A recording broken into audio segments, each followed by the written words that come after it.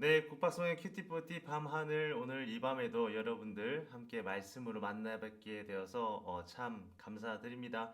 네, 오늘 말씀을 묵상하기 앞서 우리 간단하게 묵상하며 기도함으로 나가도록 하겠습니다. 기도합니다.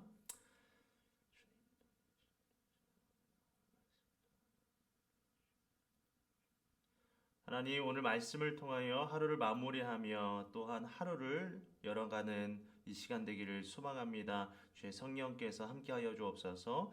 예수님의 이름으로 기도합니다. 아멘. 네, 여러분 오늘 우리가 함께 볼 말씀은 고린도전서 11장 17절에서 34절 말씀이고요.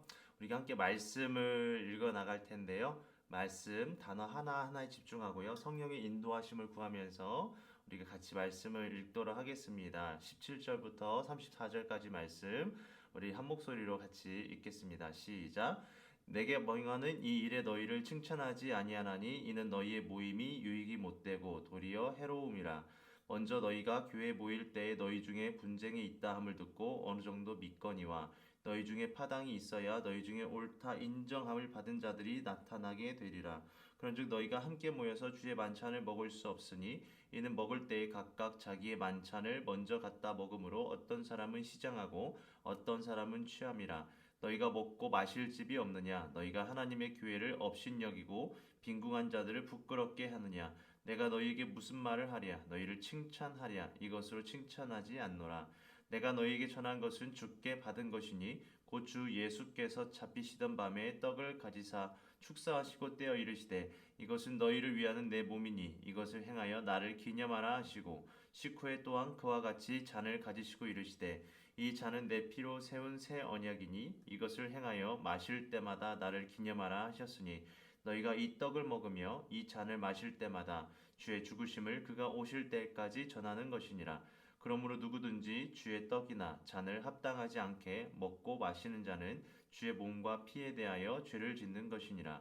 사람이 자기를 살피고 그 후에야 이 떡을 먹고 이 잔을 마실지니 주의 몸을 분별하지 못하고 먹고 마시는 자는 자기의 죄를 먹고 마시는 것이니라. 그러므로 너희 중에 약한 자와 병든 자가 많고 잠자는 자도 적지 아니하니 우리가 우리를 살폈으면 판단을 받지 아니하려니와 우리가 판단을 받는 것은 주께 징계를 받는 것이니 이는 우리로 세상과 함께 정죄함을 받지 않게 하려 하심이라. 그런즉 내 형제들아 먹으러 모일 때에 서로 기다리라. 만일 누구든지 시장하거든 집에서 먹을지니 이는 너희의 모임이 판단받는 모임이 되지 않게 하려 함이라. 그 밖의 일들은 내가 언제든지 갈 때에 바로 잡으리라. 아멘. 네, 오늘 우리가 고린도전서 11장 말씀을 함께 읽었는데요. 고린도 교회가 이제 여러 이유로 분쟁이 많았죠. 그리고 파당을 만들어서 서로 많이 싸웠었습니다. 바울파, 아볼로파, 베드로파, 뭐 예수파 등등.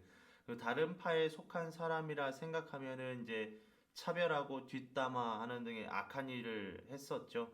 근데 더 큰 문제는 오늘 우리가 읽은 이 고린도서 11장에 등장하는 성만찬과 관련된 성찬식을 진행하는 데 있어서까지 이 파벌, 이 싸움이 작용했다는 것입니다.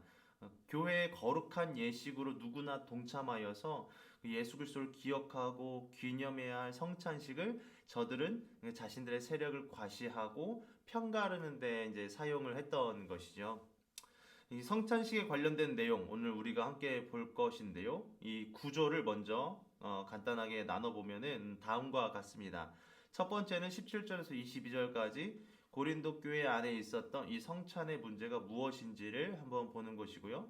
두 번째는 이제 성찬의 진정한 의미가 무엇인지에 대해서 바울이 가르쳐주고, 그다음 마지막으로 그렇다면은 성찬에 참여하는 우리 믿는 사람들은 그 태도는 어떠해야 되는지를 한번 살펴보고자 합니다.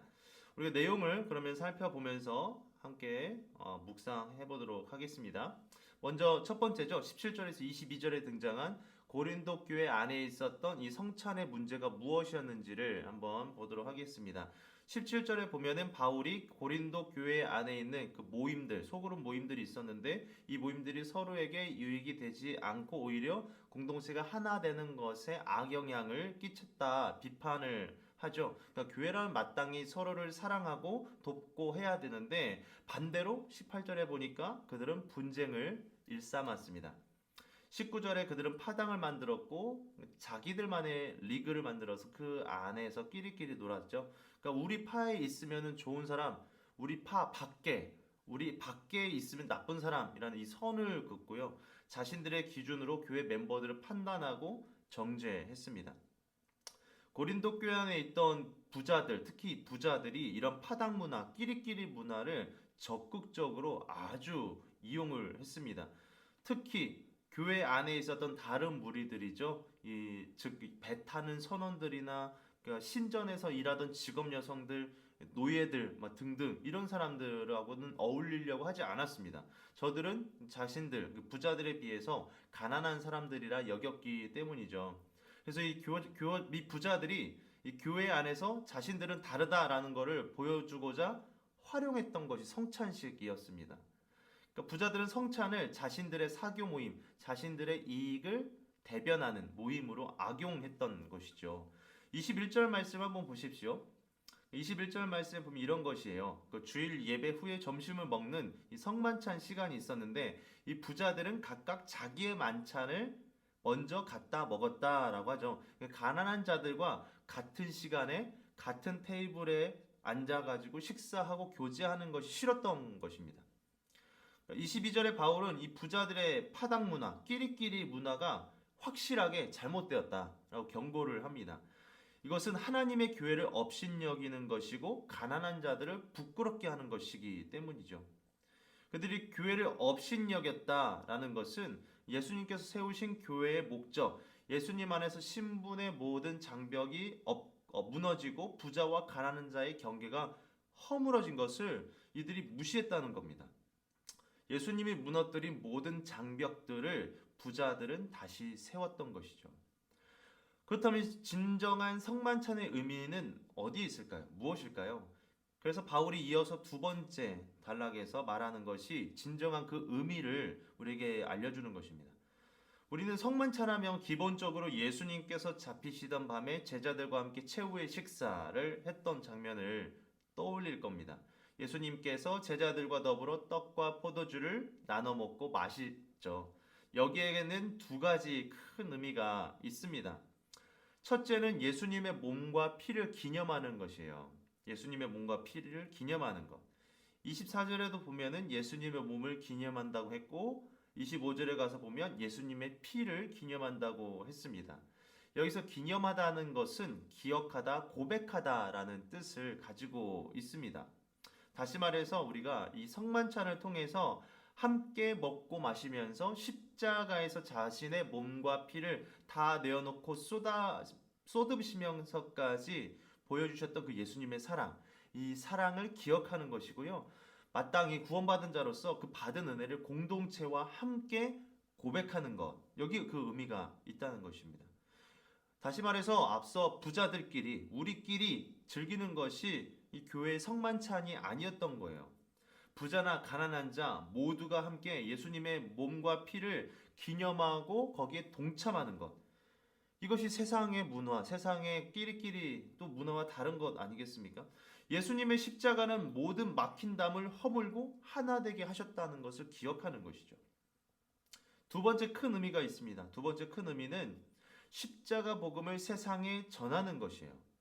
26절에 보면 성만찬을 행할 때마다 주의 죽으심을 그가 오실 때까지 전한다고 했죠. 단순히 우리 안에서 십자가의 의미를 기념하고 기억하는 정도로 끝나는 것이 아니라 넘어서서 예수님의 십자가 안에서 하나됨을 경험했다면 이제는 교회 밖에 있는 안 믿는 사람들, 안 믿는 가족, 친구들에게까지 이 복음, 이 십자가의 사랑이 전해지도록 노력하는 것, 거기에 의미가 있다는 것입니다. 그러니까 앞서 첫 번째 의미, 이 성만찬의 의미가 교회 안에 집중되어 있었던 것이라면 이 두 번째는요, 교회 밖을 안 믿는 자들을 향하고 있다는 것을 우리가 알 수가 있죠.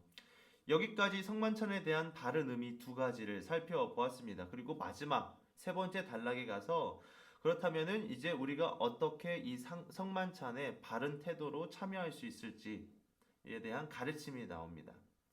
28절을 한번 보십시오. 28절에 보면은 자기를 살핀 후에 성만찬에 참여할 것을 말하죠.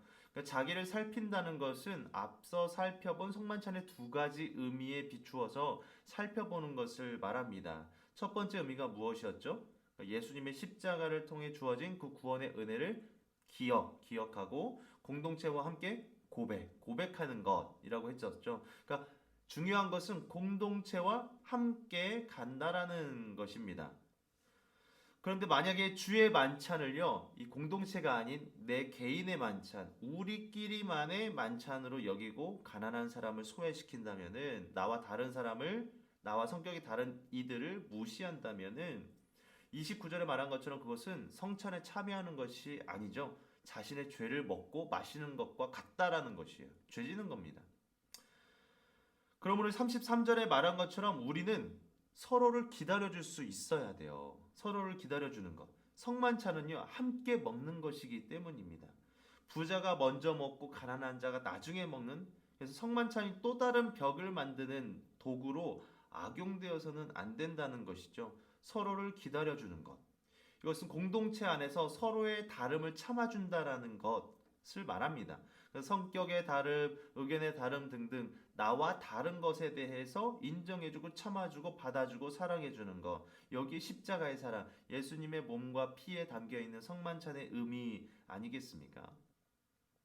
마지막으로 성만찬의 두 번째 의미와 연결시켜 보아야 할 것이 32절 말씀이에요. 32절 말씀에 보면은 먼저 두 번째 의미가 뭐였었죠? 기억하십니까? 십자가의 복음을 이 세상에 전하는 것, 교회 밖에 있는 복음을 말하는 것이겠죠.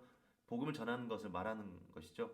여기에 32절에 가면은 세상과 함께 정죄함을 받지 않아야 한다라고 했습니다. 그러니까 교회와 세상과 다른 점이 있다면은 여기 십자가의 복음이 있다라는 것이죠. 다른 말로 하면은 무엇이냐면 이 부자와 가난한 자가 같은 시간과 장소에서 식사를 할 수 있어야 된다는 거예요.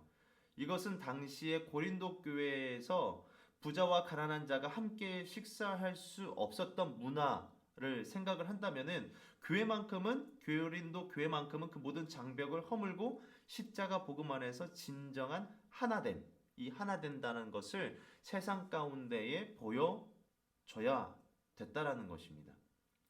성만찬을 교회 안에서 제대로 시행하기만 해도요. 그렇기 때문에 이 십자가 복음은 세상에 전해진다라는 것이에요. 교회의 모습을 통해서 교회 안에 이 차별이 없는 이 성만찬의 모습을 통해서 십자가의 복음은 세상 밖에 있는 안 믿는 자들에게도 선한 영향력을 미치게 된다라는 것이에요. 그래서 32절에 말한 것처럼 세상과 함께 정죄함을 받지 않는 것이죠.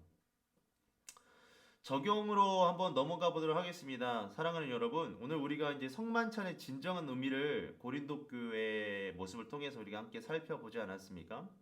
그러니까 첫 번째 의미와 관련해서 우리가 적용해 볼 질문은 다음과 같은 거예요. 예수님 안에서 우리가 한 형제고 자매로서 성만찬에 참여하지 않겠습니까? 그러니까 이런 거죠. 같은 은혜를 고백하는 겁니다. 공동체 안에서 그렇다면 우리가 이 끼리끼리 우리만의 문화는 없는지 한번 돌아보기를 원하고요. 개인적으로 또 적용해 봤을 때는 나와 다른 생각과 감정을 가진 친구와 의도적으로 멀리 한 적은 없는지 한번 질문을 하면서 내 안에 스스로 적용해 보면 좋겠습니다. 두 번째는 이겁니다. 성만찬의 의미 두 번째와 더불어서 한번 적용을 해봐야 될 게 뭐냐면 우리 공동체를 통해서 십자가 복음이 세상 가운데 드러나고 있는지에 대한 질문이에요. 그러니까 우리 공동체, 내 개인이 될 수도 있겠죠. 오늘 학교에서나 가정에서나 나를 통해 복음이 드러나고 있는지, 그리고 나는 그 복음이 드러나는 삶을 위해서 어떻게 삶을 살기 위해 노력하고 있는지 이 질문을 던지면서 우리 함께 말씀을 적용하고 나가면 좋겠습니다. 네, 오늘 결단 기도하면서 이제 마무리를 할 텐데요. 여러분들 오늘 말씀을 잘 묵상하시고요. 나름대로 결단하면서 또 하루를 마무리하시고 내일을 말씀으로 또 인도함 받고 열어가는 여러분들 되면 좋겠습니다. 제가 결단 기도 마무리하고요. 오늘 마무리하도록 하겠습니다. 기도합니다. 사랑의 하나님 참 감사를 드립니다. 오늘 고린도 교회를 통하여서 성만찬의 의미 두 가지를 우리가 함께 살펴보았습니다. 하나님 오늘 내가 다른 사람을 의도적으로 멀리한 적은 없었는지, 내가 그리스도의 십자가의 은혜를 그 복음을 받았다고 말은 하지만은 그 복음대로 살아갔는지 다시 한번 돌아보게 됩니다. 그리고 나를 통해서 우리 공동체를 통해서 그 십자가의 복음이 오늘 드러나고 있는지를 다시 한번 또 생각하게 되며 오늘 하나님의 도우심을 구하게 됩니다. 하나님, 오늘 하루를 마무리합니다. 하나님, 함께하여 주신 것 참 감사를 드리고 내일 아침에 일어나 또 학교에서건 가정에서 살아갈 때 복음을 드러내는 삶을 살아가는 우리 모두가 될 수 있도록 인도하여 주시옵소서. 감사드리며 예수님의 이름으로 기도합니다. 아멘. 네, 사랑하는 우리 큐티퍼티 가족 여러분, 내일 이 시간에 또 만나 뵙도록 하겠습니다. 감사합니다.